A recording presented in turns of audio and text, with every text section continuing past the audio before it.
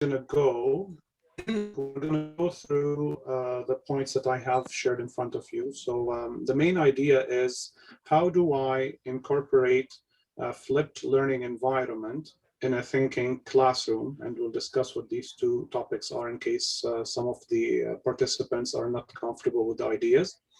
But here's where we have, when you'll see what these two concepts are, you'll realize how Corona have damaged that environment badly and have created a situation where I felt I have to go back to older methods of teaching that I deemed unfit anymore for myself or my students. And by no means I'm judgmental of any other educator. It's that everybody grows and evolves in their career and their profession at their own pace. And whenever you as an educator reach to a certain understanding of what you think education is like, you grow and you develop yourself to fulfill your passion. So everybody is at their own level, that they could be an excellent teacher as well. Now, in the points I'm going to discuss, the first point will be intro to a flipped learning environment. And it's somehow, if you have some understanding, if you don't follow it and you have some understanding to it, it's actually misjudged and it's underplayed as a simple means of learning. And sometimes parents actually are judgmental against this approach, thinking that teachers are doing less work, where in fact they're working way more. The second point we'll do is the intro to a thinking classroom, and what does that look like in a classroom. Third, I'll start incorporating how I use the whiteboard and what is the whiteboard.chat going to do to support my teaching and my students' experience. And so we'll look into the points as in terms of easy lesson prep, student-centered approach, group work support, ease of monitoring students' progress, and data collection. And I hope there is some time for questions and answers as well. So to begin the points I wanted to discuss here, I will first want to ask you to forgive me for any delay in terms of internet. The maximum package I have gotten from my provider, and it is still not that fast. For the flipped classroom, the concept here is what normally most teachers think about is that you take the basic material that you'd normally share in a classroom, that would normally consume the time in a class, and you go put that in terms of a video content or some research on a web page or even a PDF, you can range, but you give that into the student's homework as a homework, where the student gets through the material at their own time, at their own pace, trying to level the playing between the students so they achieve a basic understanding to the content they're trying to learn. As the students go through that material, they are going to have either questions, they're going to try to research to get more understanding. They could research even for other videos about the same content. I have my own website as well to support that, so they could go to that website for support. But all in all is to help the student have a good grasp, not an excellent even, a good grasp of the material that you will take in your classroom the next day in terms of discussion, in terms of group work, or individual work as well. Now, to host videos, I use this website called playposit.com, which I found, Pawan, I told you before, I had a problem that website, embedding it into the whiteboard. But I found a way around that. Instead of putting the playposit.com as the website to embed, I actually put one of the links or web pages from inside that website, like a down inside page, and it worked. I was like, yes. In that website, you actually can host your video content, and what you do is that you take a video. I have a question though. The smart boards that we have, Promethean boards. I think maybe we need to talk to the company to make sure that they're updated, and it might have some expenditure with it when we come back. I didn't hear the question very well. Is that directed to me or to you guys? Would you be able to repeat that, please? Or if you don't mind, can you just type it into the Zoom chat and we can bring it up? So yeah, that was the question addressed to me or to you? No, I think we can continue. I think maybe it was just a mistake. Sorry. Okay. So on that playposit.com website, you can actually create your video content. And in every folder, you could create folders. In those folders, there are lessons. I'm not trying to demonstrate Playposit here. I'm trying to tell you what you can actually do with that. And then you can make your lessons.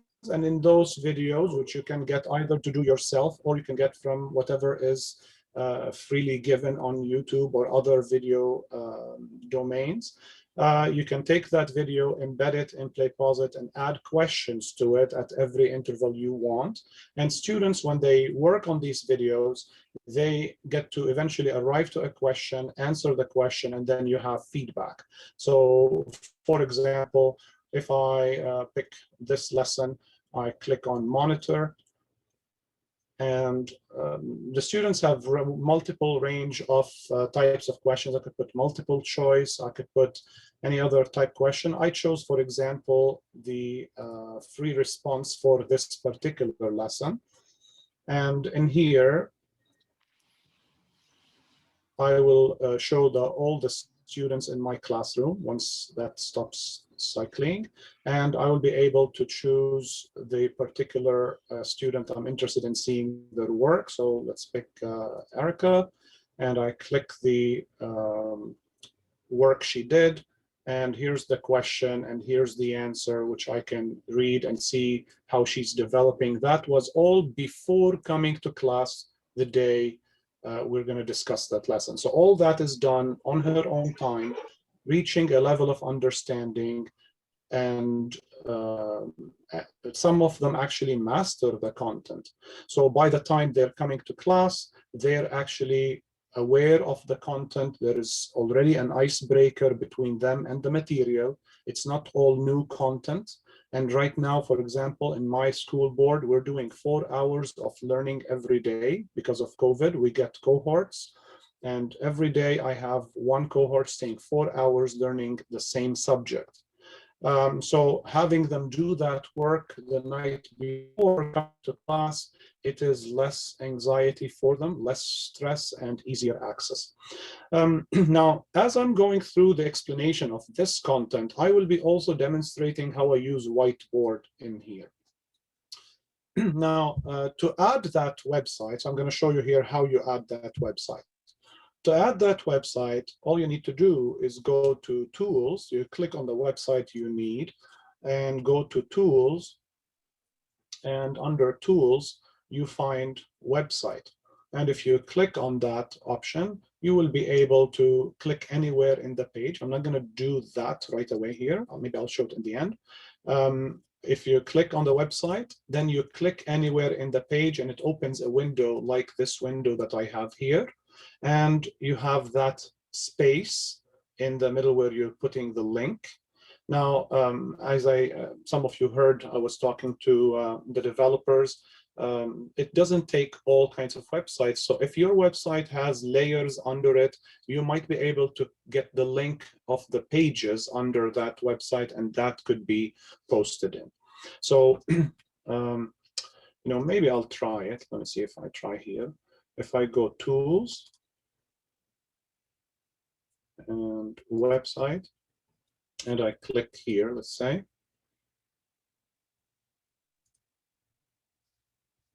So you see there is a place for the URL. So if I type just playposit.com,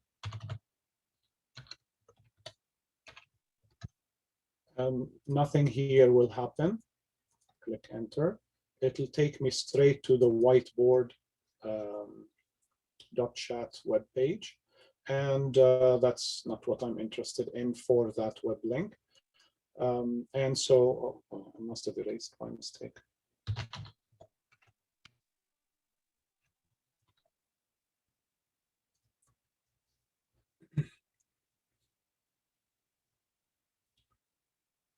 Okay, so it'll take you, try to take you to, oh, I typed the whiteboard.chat. It'll take you to the whiteboard.chat instead of taking you to the website you're hoping for. And that's not what I really wanted. So I found that if I copy the inside pages, it will work. One main reason why I would follow a flipped classroom as well approach is related to the experiences that or the studies and research done on the forgetting curve. So it has been shown on multiple studies how much has been retained by a student's memory, or on average, over the course of 31 days of the material that was taught at some point. So you can see that over 20 minutes of interval, the student retains just a bit under 60% of the material that was taught, fresh material taught. And so imagine if I'm spending 44 hours every day and introducing them and bombarding them with new material over and over again, every 20 minutes, they're going to forget the previous 20 minutes that they learned. And so as a result, we're having a major problem here. So in this way, when they access the material on their own time at home, they have the ability to engage better in class discussion. I hope that's good enough for introducing the idea of a flipped classroom, because that will come handy for me. Why do I need the whiteboard in my situation at the moment? So talking about thinking classrooms, thinking classrooms is a term of helping the students in a classroom learn by doing, by thinking, and it's not meant to be individual. It's meant to be done in groups. And in the study behind Thinking Classroom, and I've left the professor that is most known for Thinking Classrooms is Peter Liljedahl. I'll click on the link a bit later to show you something important. They've done the research, and I've tried to put that summary here for vertical non-permanent surfaces. So any whiteboard space with a marker that dry erase, and horizontal non-permanent, so horizontal board that is dry erase as well, versus vertical permanent.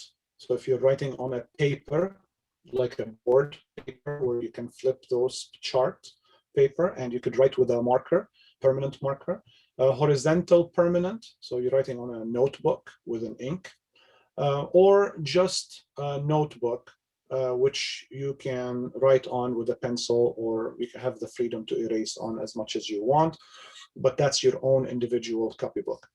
And from the study, they found that the vertical non-permanent, which what you're seeing in the video that I'm going to be playing in a minute, you see here that there is so you can look for the time to task. The time it took the students to get into the task is 12.8, for example, for the vertical non-permanent, compared to, for example, horizontal non-permanent, which was 13.2. Time on task, this is very important. So if the topic is challenging, then you need the students to persevere. You need the students to have more, to take the time. So if you notice, the students took 7.1 minutes compared to 4.6, 3, etc. The first notation, the first time to write something on the board. Notice when it is permanent, the students took a very long time to take down a note because it's threatening to leave something that will stick. Whereas when it is non-permanent, it has seconds before they try to do something. Whenever there is discussion, so this is an output out of 3, discussion, eagerness, participation, persistence, mobility, nonlinearity, you see that non-permanent, vertical non-permanent surfaces are allowing the students to work better together. So this is a video from my class. And the faces are not important. Mostly you don't see the faces. But this is what my classroom looks like before Corona. Hopefully the video plays fast and you can hear the sound.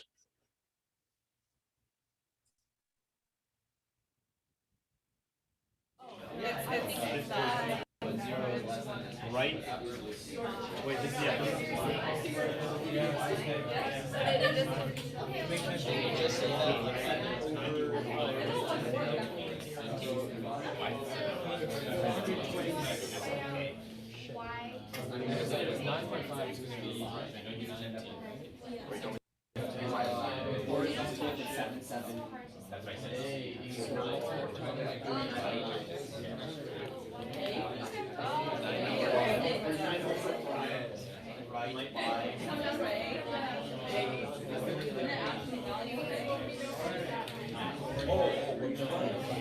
Okay, so I'm not sure if you heard the sound. I didn't hear it on my side, but I'm not sure if you heard the sound. Siddharth, could you give me a thumbs up? Okay, good. I'm hoping that the video showed that there was noise in the classroom, that there was loud people speaking loudly, people are not quiet, the opposite of quiet. And so this is important when it comes to students learning. They need to feel at their own home. They need to feel playing. They need to feel that they are just doing something interesting and fun for themselves. And so as a result, the thinking classroom, and if you see the whiteboards, and I'm very happy that the developers called it whiteboard.chat, it actually combines all what I really wanted in my classroom in the name, whiteboard.chat. I need the whiteboard so my students could actually chat. And so what I want to see in my class is students who are standing up in groups of 3. Actually, the way it works, one person is the editor. After they do the discussion, I give them a rich task. After they do the discussion, the editor becomes mute, and the other 2 people are dictating the work and processing the thinking now, unless the editor disagrees, and again, he caps the marker. He doesn't write anymore, or she, or they, and they go into a discussion again, and then they reach to an agreement, and that's when they go back to writing, and then the editor again is mute. And this the editor switches for every task. They take turns, and this way I get my students all to communicate, all to work together and support each other, and make sure that they eventually achieve the task they're working on. It has shown me huge improvements in so many students. Some students were they're incapable of getting the material from me as a teacher because I'm bound to professional language. I wasn't doing the slang language.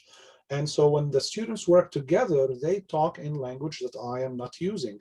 They help each other understand better. So here, something that helps me add to my thinking classroom. Again, please, Siddharth, could you confirm that if the PDF shows or not? Because I shared only whiteboard as a screen. Yeah, not yet. Yeah, I can see a browser, but it looks like it's still loading. Okay, good. Yeah, the PDF is coming up now. Okay, perfect. This is his study, Peter Lilladell's study, but I don't want to waste the time with the reading. I just want to show you this diagram that helps me help students happily learn. And again, happily learn is the key. Whenever they're happy, they're going to invest the time and learn. And that's what, again, whiteboard.chat is offering, to learn in an environment where they feel happy to learn. So when you look at this chart, you see, or the diagram, you see that there is skill on the x-axis here, there is a challenge on the y-axis, and there is the flow of the learning process in between. And then you have boredom to the bottom right side, and there is anxiety on the top left side. So the way this works is, the more skill you have, but less challenge you have, you'll get into boredom. And if you have lots of challenge, but low skill, get into anxiety. And so the whole process is to keep the student in the flow range, where you increase their skill and add a bit of challenge, increase a skill, add a bit of challenge. And so it looks like a staircase throughout the flow. And it should look like this. So once the student is in the flow, they will learn. And the flipped classroom helps put every student in the, at least at the same skill level. Now, some students have more problem-solving skills, but if they all have the same basic skills at least, then everybody's going to engage in a thinking classroom. And so what I was talking about is this: if the skill is too much, but the challenge is low, you get into boredom. If the skill is low, but the challenge is high, you get into anxiety. And it doesn't matter how good your student is, they all will fall into those boredom, anxiety, or the flow. So back to the whiteboard. I hope that I've introduced here the thinking classroom, and you understood what I use it for and how I use it. I'm going to show in here how you insert a YouTube video and how you upload images and features. And hopefully that in this page we'll be able to just make sure we're using those two skills. So again, to upload a YouTube video, again, you need to go to the tools. Once you hit the tools, you will see YouTube. You click on the YouTube, and you need to have copied the link. Once you click on the YouTube, you will be able to insert the link and choose in there actually the interval of time you want.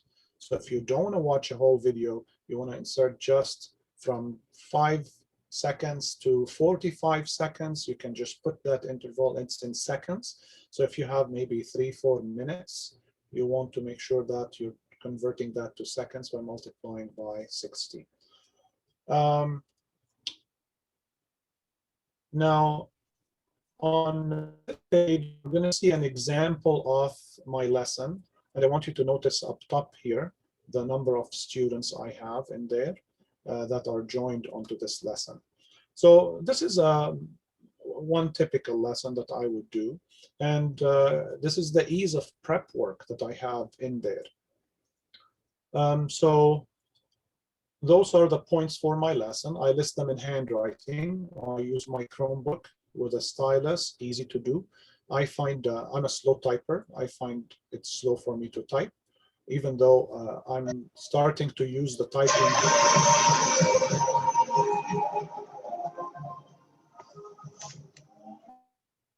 I'm starting to use the typing more now because I've realized I could actually save time on any math symbols. If I want to, I'm teaching vectors, if you can tell from the screen. So if I want to type vectors neatly, cross product, dot product, all these operations I could use the some coding skills that actually some of my students have taught me. And then I looked also at the guide that whiteboard.chat offers and learned as well myself. So you see here we have, this is a lesson, and I can, once I click on the right button here, it takes me to the next page, moving on and on. I like to take that button here that you see with the number 3, the thickness, pen thickness, I like to take it all the way down. But I like to keep the text when I'm writing at 8. As you see, an example of a lesson up top has a font size of 8. Those two I keep here. I also hide that small menu. So I go to the right corner here. You see there is an arrow. I could pull it back in or hide it. I could choose my pen color from here. So I click, choose the color I need. So blue, click. I click somewhere here to just get out of it. And now if I want to type, it's in blue. Once I move through the pages, as I'm creating my lesson, I will start later uploading questions. So I take from my website, I have created PDF files for questions and supporting material. I can upload those pictures. Here, I wanted to draw some vectors. It's a very easy skill. All you need to do is go to Tools. Once you're in Tools, you see Arrow. You click on arrow and you draw your arrow. You want a line, you click on a line. Shapes, they're really neat to have the ability to use any kind of polygon you want. So you need a circle, rectangle, those are easy to follow, but the polygon, you just set how many sides you need. So if you click on a polygon, it'll give you here, check how many sides do you need. You type the number and it plots it for you. Now, all these pages you create, as you move a page, you create that. And in order to save all this board into a nice name, so put a name next to the instructor's board. You put Introduction to Vectors, for example, this is my title. So when I save it, when I log in with my school account, for example, it saves in my folder with this name, so I can easily get to it. Now I'm clicking at the bottom left corner, and now I'm seeing a panel with all my boards in this book. And again, this is for easy access of pages.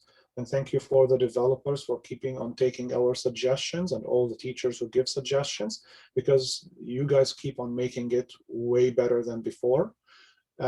So you can go to any board you want right from here. You can click and drag and move a board if you want to reorder. One note here, Siddharth, just to give you a note, and I noticed it with my students as well. If I delete one of the boards, then the order of the pages is not compatible. Try play with it a bit at some point. Delete one of the boards and you'll find discrepancy between the number of pages and the boards. Sure. For example, here I've inserted that hexagon by the same thing, tool, polygon, tool, shapes, polygon, and it shows the number 6, and it gave me the hexagon. And the hexagon, it gave it to me with this vertex up top. So I actually did select it and right click. So notice that screen, I'll do something again here. So notice this here, it shows please close the sidebar from bottom left. When it's open, the board is read only. So I have to close this board panel from here. And now I can use actually the board. So if I want to rotate this object, I can click on it, right click on it after I've created it. Or I could go and use the select buttons, those two select buttons I'm pointing to with my cursor, and select the shape I need. And then I could do rotate, I could move, I could clone, and cloning is really easy. All you do is click on clone. And since you've selected it already, once you clone, you just move your cursor somewhere else and click, and it just plots it again.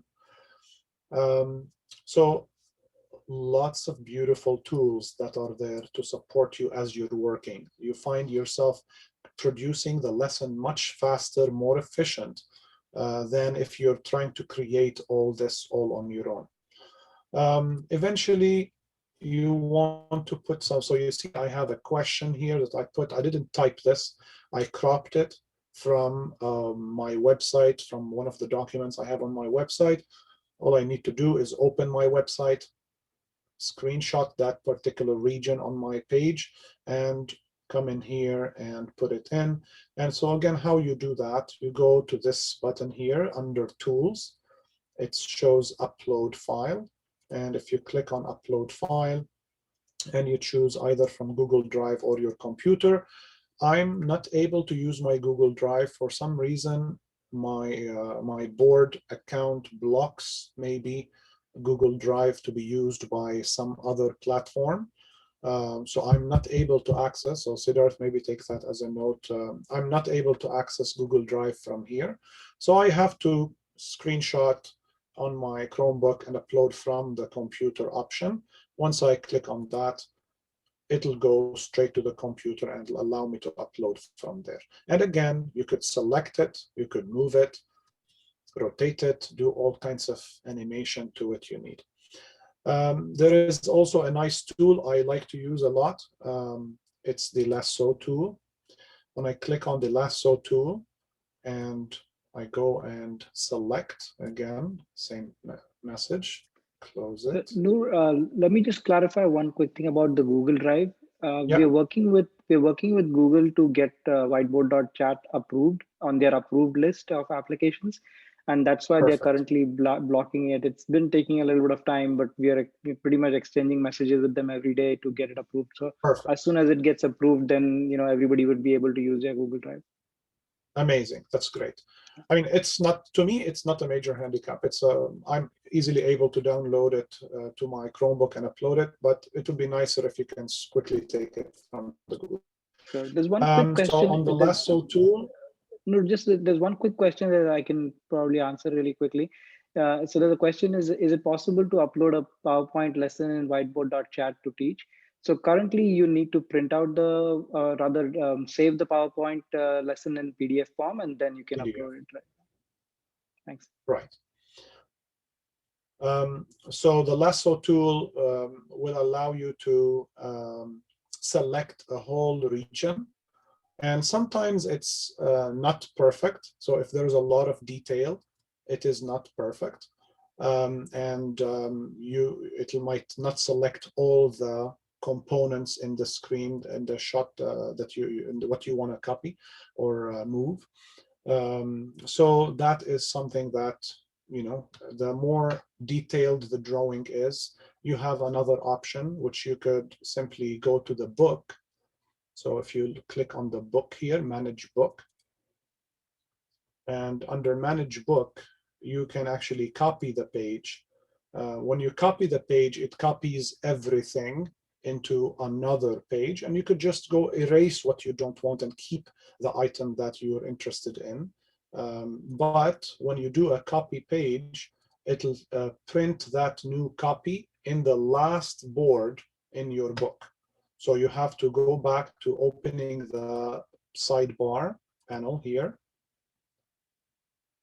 And you have to go all the way to the bottom, drag it, if you want it in a particular order, drag it and take it back to wherever you want.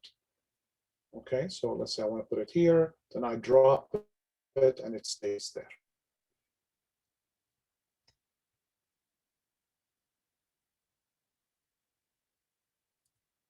Okay.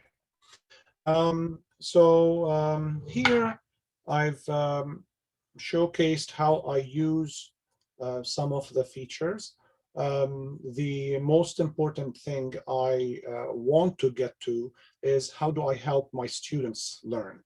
Because all this is me teaching and we're back to teacher-centered, and we want to avoid that. We want to try to take it as much as possible to student-centered. So on the next page, I'm hoping we get to do some work together and help you have an experience. I hope you can take your phones and, oh, not this page. I moved the inside board. On the next page on the main board. So have your phones ready with their cameras, or if you want to just download the link I've put here for you. So either a quick QR code or this link, and this will get you to my board that I'm using right now. And so I'm going to say follow teacher, because I want you to start from here. So I'm going to show you again what I did. When you get to your phone, you type in that, or phone would be not necessarily the best thing, but it's because the screen is small. But if you use that on your own computer or Chromebook or tablet, a bigger screen, go to that link and you will join into my class. So here I have, I think Pawan is one. Okay, so more people are joining. And what I did is I went to my picture icon, I click on that, and I did follow teacher. So right now it's unfollow. I would click to unfollow, but I don't want that. I want you to be on this page. And as I move on, I want you to be with me. I don't want you, for example, to go back to the videos that I put. Okay, so let's see here. Can I have a confirmation from Siddharth that is it accessible? Am I on this screen? Are you only seeing this screen? Okay, perfect. Yeah, I'm just seeing the time to work together with your learning with whiteboard.chat. Right. So this link here will open the lesson itself. And so you can put your name in there and you can start working. Now, the way I normally do it, I don't do it that way with my students. With my students, I click on invite in the top right corner. I click on this and I get the link here to put in my Google Classroom. So I copy the link and I open my Google Classroom. Any learning management system should work in a similar way. Once I create an assignment and I put the link, add a link, I add that link, and now they have access to my board, not my actual board. They have a copy of my board that they will be able to work on, as we will see together. So right now I have 15 people or more, maybe 18 people that have joined us.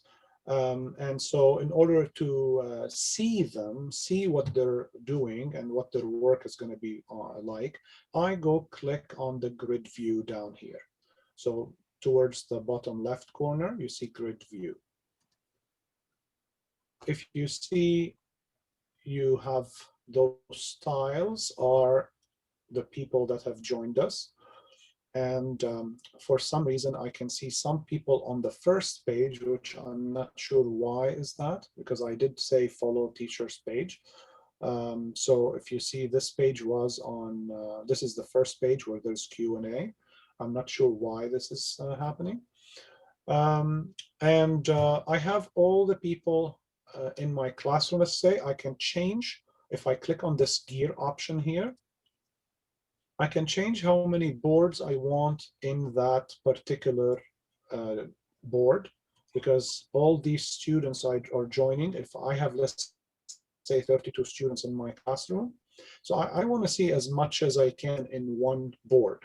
So if you notice, I put 4 rows, the boards per row are 4 and the rows per page are 5, and now I have 20 boards in that space.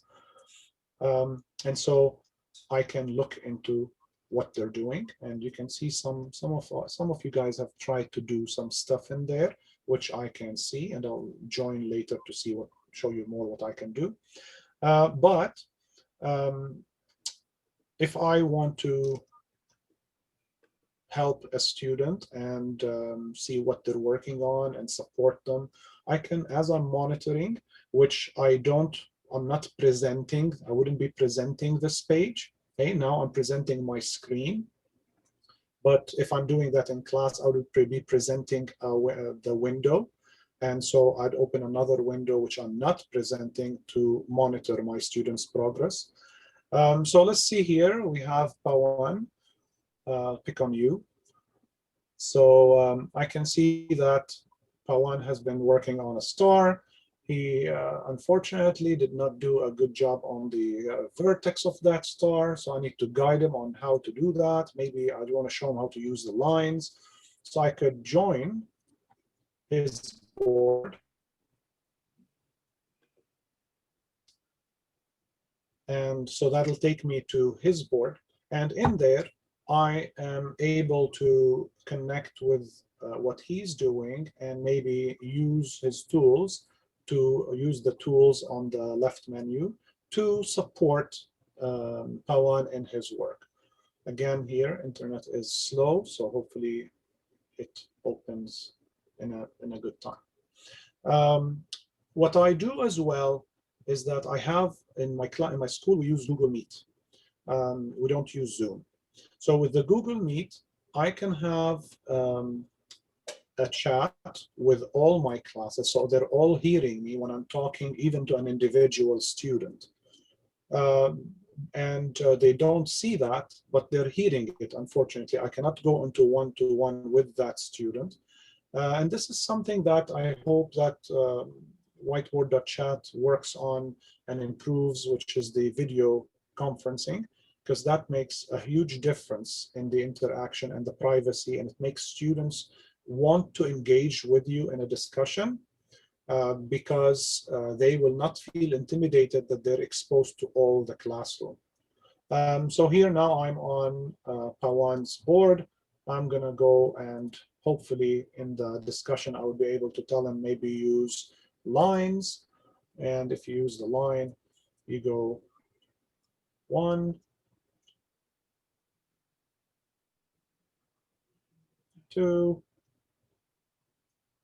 go 2, and then 3,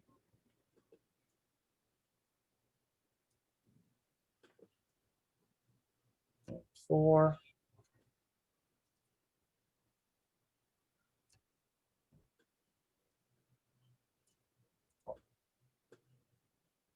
and 5. Okay, so anyways, you're trying to help your student learn better by engaging them, helping them correct. But I find that whenever it's just done without the verbal communication between you and the student, it is not as effective. And it'll be just like you trying to do the work for the student, not you guiding them so they can do the work.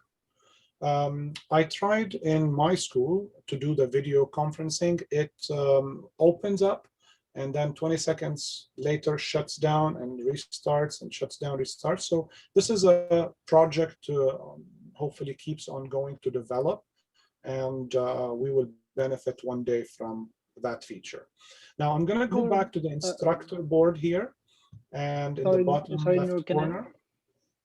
Can I just interrupt you for 1 second quick? Yes, Nour, please. there's one question about how do you minimize the number of tools for the students? Would you be able to go to I'll the... show that. Yeah, I'll show that. that. Yeah, thank you. I teach high school, and so I want them to have as many tools as they can. So I don't reduce any tools for them. But for the students who are younger, who don't want to see a cluster of tools and it'll be too overwhelming for them, what we will do is we'll go to the, once it's done uploading, we'll do to the icon up top, hopefully soon. Okay.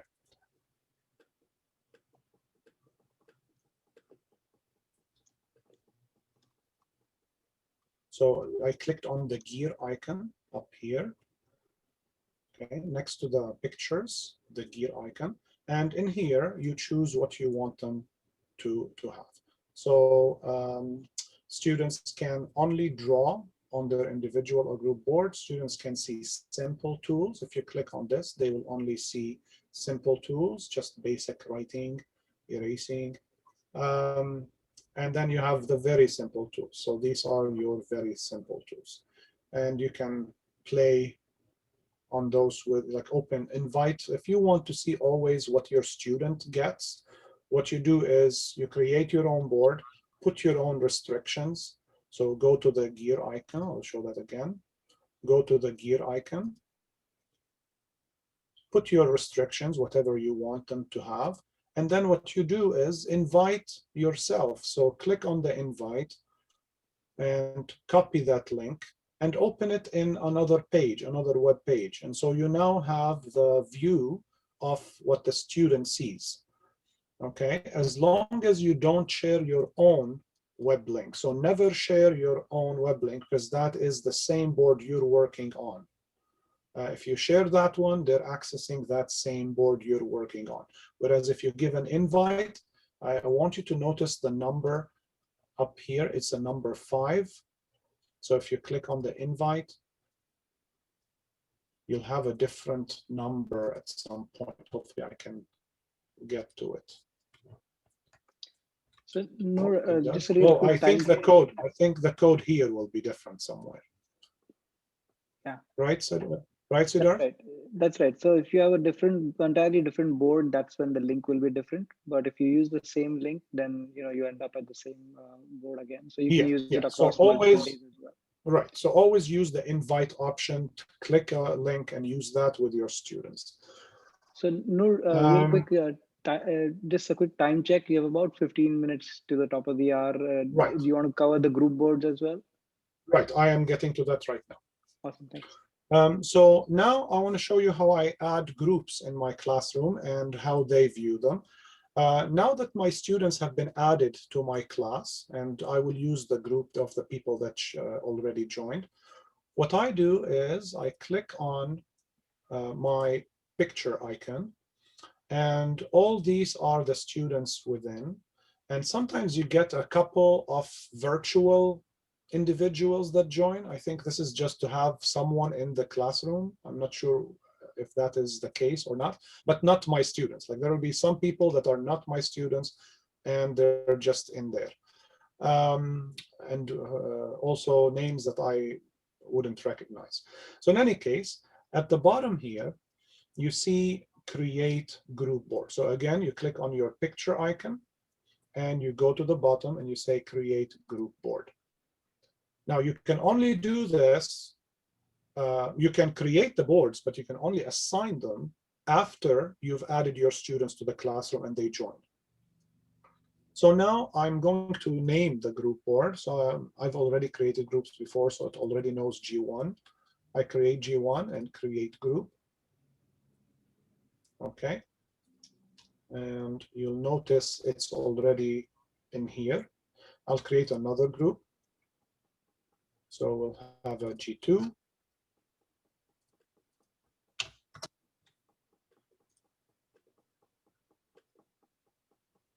Okay, one more board just for the fun of it. And we'll have G3. So now these 3 groups are created with no students in them. What you want to do is click on the group, whichever group you're interested in, and not the eye, because that will take you to the actual group page. You want to click on the pencil, and in there you can input the number of students you want. So I have close to 20 students. I'm going to put around 7 per group. I'm going to keep myself out. So let's say 1, 2, 3, 4, 5, 6, 7, and I click on the right arrow, puts them in there. I click update group, and now you should have been taken automatically to your own group. Okay, I'll show you how you get out of that as well. So let's do the second group now. So again, you click on the icon, your name icon, if you got out of that page. Now I need group 2. And I want you to notice that the people I've added to group 1 are not here anymore. It should be, yeah, okay, they're here, but notice the double icon you see. That means they're assigned a group. So only the ones with an open box I can assign 3, 4, 5, 6, and 7.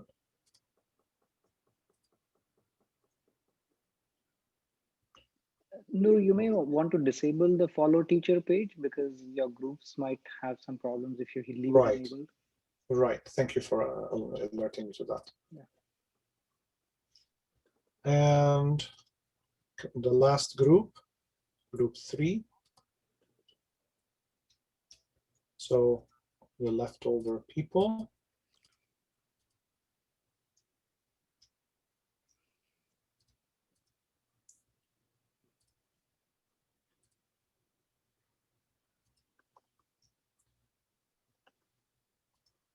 Okay. Okay. So right now, what should have happened is that you should have been taken right away to your groups. And in order to get back into your individual document, what you want to do is click on your name icon. So you click on your circle, the top with your name. And when that happens, you will see 2 options in there, your individual document and your group that you've been joined to. So you can flip-flop between those 2.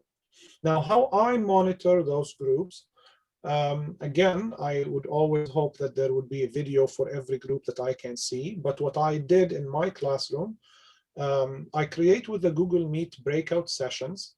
After I create the groups in whiteboard, now I know which students are in which group.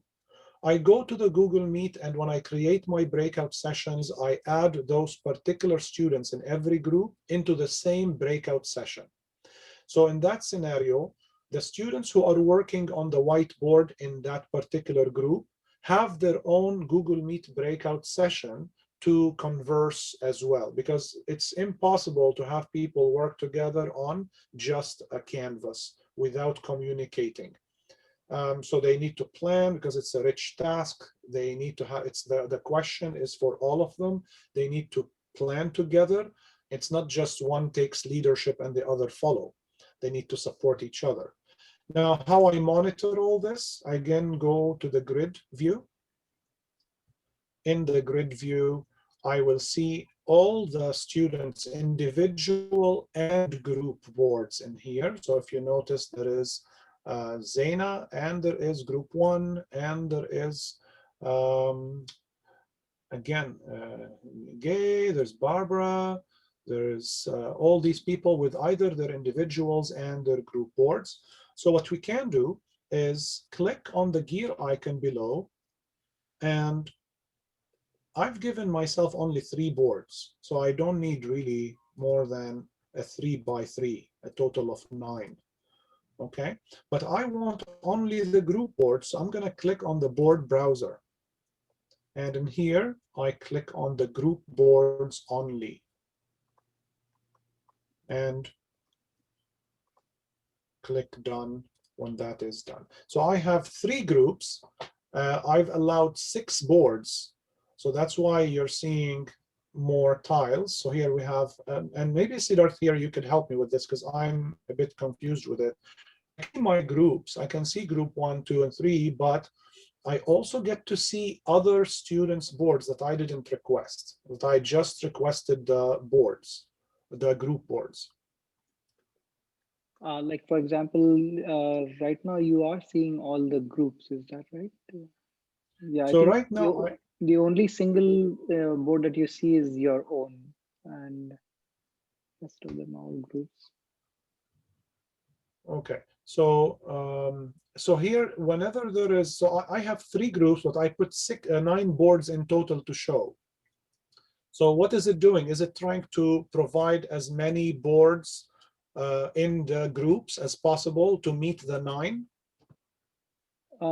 Well, it looks like so you are seeing the group boards for like for example, if you see the 4th board, that is group G2, and then there is also the board 9, which is group G2 as well. So it's showing you the individual boards of the students within those groups. Right. Yeah. So, if you have maybe, if you have students who are not in a group, most likely they won't be showing up here. Right. it's Maybe it because would be a better thing if we just managed to show the one individual group board for all of that's them other individuals. that's how it is, Noor, except if they are on different pages of the group board. Ah, that is So, why. so if everybody is on the same page on the group board, you see only one copy. But if some Right. students go to a different page, you'll see it Mystery again. solved. Mystery solved. Thank you very much. Okay. So maybe follow the teacher here would help a lot. That's right. Then you'll see only one. Right. Okay, great. So again, we're learning as we go away. So lots of this whiteboard.chat has so much potential and so much tools and things to learn. And it's actually keeping on developing. It's great to keep learning as we go.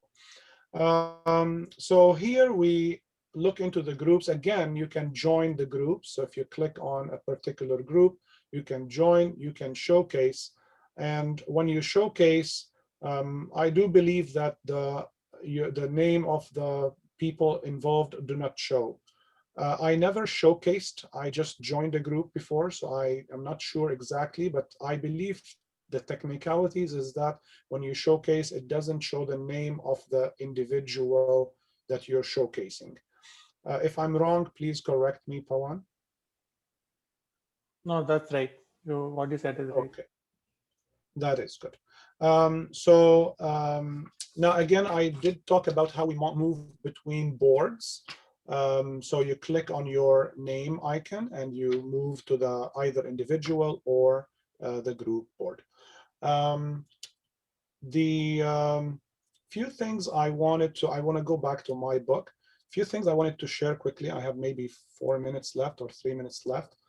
I like to use the palettes. I found them very helpful.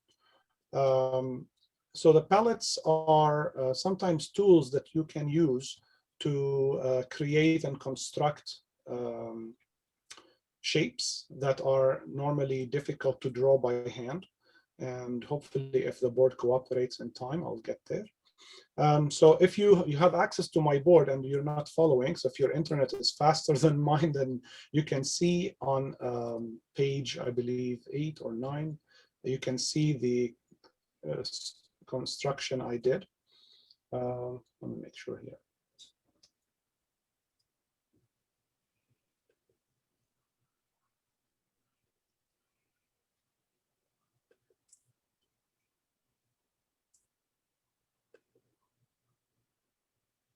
Okay, so to get to the palettes, all you want to do is click on this icon here, like a paint pad, and in there, you're going to get those palette options. You click on the icon to move it. And in here, you have a lot of variety, lots of choice for a lot of things. So I clicked on the 3D shapes, and in the 3D shapes, I clicked on the pyramid, and inside the pyramid, I put a cylinder, and I lined up the edges so it's clear. But then the cool thing about this, after you're done, you can select all this items. So I can go and do a lasso. And once it's selected, I can save it to the palette and I can find it under my object. So I can go all to the bottom. Not sure why it's not showing. Here. So there is an add to palette, and you click add to palette, you put whatever group name you want and whatever you want to name it, you share it with the community, hopefully. Once this is done, you can go back to the palettes, and under my objects, you will be able to see those new items that you shared. So that is a very helpful tool for, again, ease of preparation. Last thing I do is I go eventually at the end of every lesson to this button and I click download, and I download the whole book as a PDF and one PDF document for all the boards, and all these I save them on Google Classroom for students to view again and again. So after all is done with explanations and the work done, I do download only my board. You have the option to download the whole thing with the students' workbooks and the group boards. But I just download my board as a single PDF, not the class, and save it on Google Classroom. The last thing I do is, in some lessons, not every lesson, I do share an exit card, which is a Google form that I ask people to, my students, to fill. And again, I use the same idea. I insert a link. So I go to Tools, and under Tools, I add Link, which I have copied from my Google form that I've created. And I add that link in here. And you're also welcome to continue this feedback. Actually, this is for you. So you can click on the 2 questions you have. Did you learn something new from this presentation? If yes or no. And will you use whiteboard.chat in your next class? Yes, no, or maybe. I hope you have learned something and you feel motivated to and inspired to at least investigate it yourself. It takes maybe a bit of time, and these guys do a lot of webinars. Like, thank you guys for all the webinars that you do to spread the knowledge. It is not difficult to learn it. It takes sometimes a bit of guts to try something new, but it is always important to remember as educators, we have to always develop ourselves and evolve. If we don't evolve ourselves, students are not going to enjoy our class. Students are going to feel boredom, and they're going to feel that they don't want to be in your classroom. I always like this feeling. Whenever I am in my classroom, I always ask myself, would I like being in my classroom? And if my answer is no, that means I have to do something different. And if I say, yes, I would like to be in my classroom, then I'm happy, I'm content. So to sum it up, eventually the whiteboard.chat did help me a lot keep the thinking classroom running. I do actually use random seating plans every day. So randomized grouping, which means every day students are in a different group. They're not with the same people every single day. And this helps a lot with, sometimes a student in a group is very strong and thinks they're the top notch. They start feeling arrogant. They go to another group. They realize they're not. And so they start working more on themselves and evolve and benefit from other experiences. And so it exposes the students to a lot of variety, a lot of ideas, rather than just one way of solving. You see multiple ways. And in the same time, when my groups are done their tasks, what I do is I showcase them. Normally, if you look at my class with the whiteboards in the physical classroom, the students go eventually sit in their seats, and we do a gallery walk around the boards to view what they've done. I actually take pictures of every board and project it to the main screen with the projector, so they can see them easily. But with the whiteboard, it's actually easier. I could just showcase a particular group work, and they can see the different methods every group did. And that is the richness. That's the wealth of learning, the variety. Sometimes you follow one approach, you are only limited in your channeled in your vision. You start exposing yourself to other methods, and you enrich yourself more. Thank you very much for the time you gave me. I know I pushed it more than an hour. I'm sorry. And I am open to any questions. If I can help with the answer, I'd love to. Yeah, there's a question about how you pull up the exit ticket form. I don't know if you want to show that again. This Google form. Yeah. So you go to